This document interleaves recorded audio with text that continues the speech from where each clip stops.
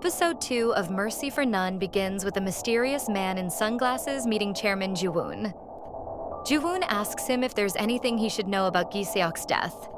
The man turns the question around on Ju-woon and then agrees to look into the matter. Elsewhere, the Special Investigation Division at the prosecutor's office discusses the matter of Gi-seok's death. They describe how Ju-woon and Bong-san were both part of a gang led by Chairman Oh. But Oh's son's death triggered a coup, and Ju-woon and Bong-san took over. Later, the deputy chief prosecutor asks Gum-sun to head the investigation, but to take it in a particular direction. Meanwhile, Gi-jun uses threats against Hui-chan's brother to get him to confess.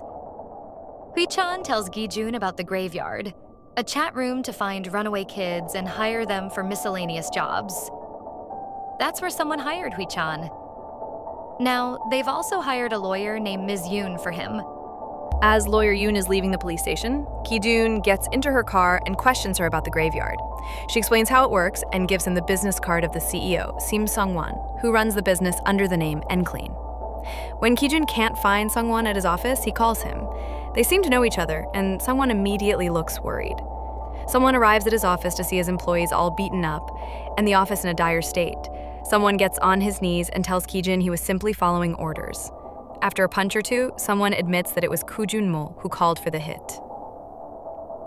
While at home, Chairman Chu-woon learns that Chu-mo was behind the hit.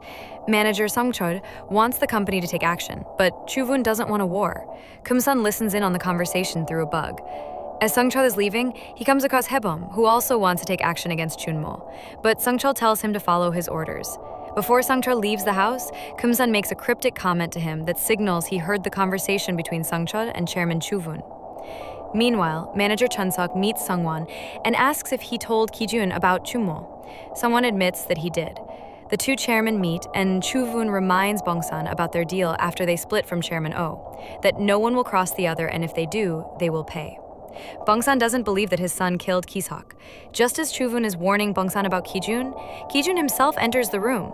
He reveals he knows about Chun-mo and asks if either of them had anything to do with Ki-seok's death. Trusting that they didn't, he tells them not to do anything but just sit and watch. After he leaves, Chairman Bong-san begs Chairman Chu-woon to help. Chu-woon is unsympathetic until Bong-san offers to give him to Crow Hotel. Bong-san goes to see his son and gives him a good beating for what he did. Chun-mo says that he wanted revenge because Ki-seok humiliated him. Elsewhere, Ki-jun meets a man named Choi Byung-ho. He says he needs a bat like he had in the old days. Byung-ho says it will take a while to be made. He also gives him a metal support for his injured ankle. Hae-bom, keen on revenge as well, meets Ki-jun and they decide to work together. They use lawyer Yoon and the graveyard to find Chun-mo's location. A quick flashback shows us that the man in sunglasses calls Chu-woon and tells him the hit was put out by Chun-mo. He also advises Chu-woon to consider whether he wants to follow their one rule, break it, or make a new one where he could potentially take over all of Bong-san Group. In the next room, Kum-sun hears everything. He then looks at a file in which we see a search and seizure warrant for Lee Chu-woon at the end of Mercy for None Episode 2. If you're watching this channel for the first time, hit the subscribe button and watch other episodes. Until then, it's me, Mitsubishi, signing off.